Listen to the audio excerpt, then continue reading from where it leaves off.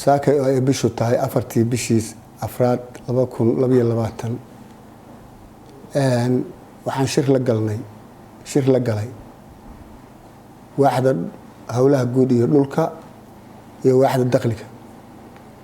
ujeedada shirka looga hadlayna waxay ahayd sidii loo dardargelin lahaa dakhliga, loo ilaalin lahaa, kormeer joogto ah loogu samayn lahaa dadka caadaystay wadooyinka ay dhisanayaan. insha Allah biidhnillaahi alkariim shirka iyaguna sidaas u daarana waxaan ku qaybsanaynay shaqooyinka iyagii aan mas'uuliyadda aan u haynay. runtii waa habboon tahay institutionadu iyo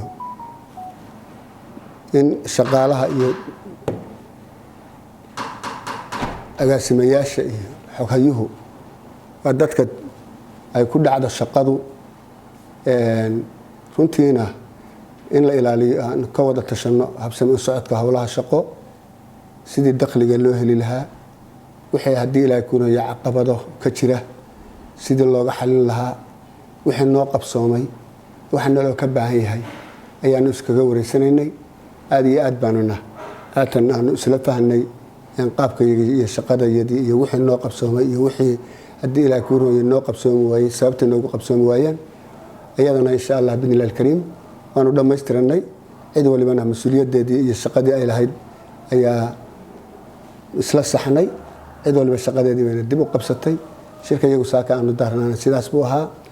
waaxda dhulka ujeedada iyada laftigeedu shirka qayb bay ka ahayd oo wax soo saarka ama waa waxyaha wax soo saarka xagga dakhliga bay ka mid tahay. in dhulalkii magaaladii dhexdeedii xilliga ramadaanada wado walbaba dadku waxay dhistaaneen sandaqadaha la dhisaa, wadooyinkii baa la gooyaa, sidii wadooyinka loo ilaalin lahaa, wadooyinkii jiray sidii looga shaqayn lahaa, toonbaleennada iyo sidii loo ilaalin laftigooda shaqooyinka ka socda loo sii wadi lahaa. waxyaalaha aanu ka shiraynay saasay ahayd.